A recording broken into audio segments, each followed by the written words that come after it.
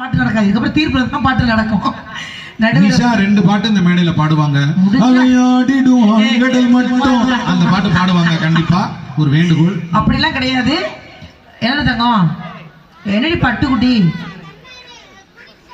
அந்த அண்ணன் கொடுக்க சொன்னிச்சாக்கும். இது மாதிரி எல்லா ஊர்லயும் அந்த அண்ணன் கொடுத்து அந்த அண்ணனுக்கு நிறைய பேர் கொடுத்துருக்காங்க. திறந்து பார்க்க மாட்டாங்க. பச்சை பிள்ளைய ஐ லவ் யூ நிஷா. மனசாட்சி இருக்காங்க. ஏன் பாடுபடுத்தி தொலைறிய இது வர்ற யாரு எழுதியிருக்காங்க அப்புறம் பாத்துக்குவோம். நயன்தாரா எனக்காக ஒரு பாட்டு பாடவும் ஐ லவ் யூ நிஷா. இதெல்லாம் ரியாஸ்க்கு தெரிஞ்சா சூசைட் பண்ணிக்குவான். உண்மையிலேயே நடுவர் அவர்களே நல்ல கூட்டம்.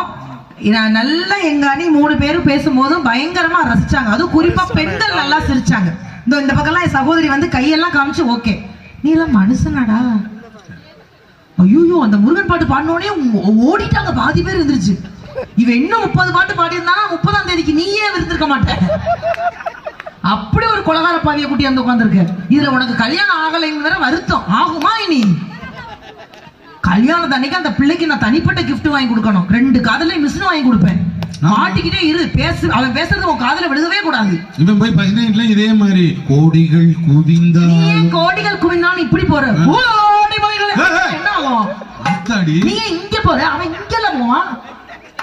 ஏப்பா பேச்சாளரை கூட்டிட்டு வாங்கினா 3 பெருச்சாலிய கூட்டியாந்து உட்கார வச்சு அதுல ஒரு பெருச்சாலி நான் என்னைக்கு பார்த்தனோ அன்னையில இருந்து அப்படியே இருக்கு. அந்த பெருச்சாலி எங்க அன்னை கூடவும் இல்ல குறையவும் இல்ல.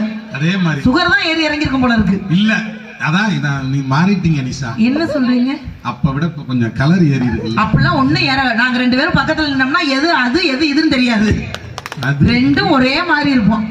வேணா எங்க அண்ணனுக்கு இந்த புடவைய மாதிரி உன்னை கட்டி விட அப்படியே அறந்தாங்க நிஷா தான். பேண்ட் சட்டையை நான் போட்டேன்னா எங்க அண்ணன் பழனி அண்ணன் இல்லைன்னா வடிவேல் அண்ணன் தான். எங்க பட்டிமன்றத்துல ஒரு 3 பேர் இருக்கோம். நினைச்சு பாக்குறேன் மாமன்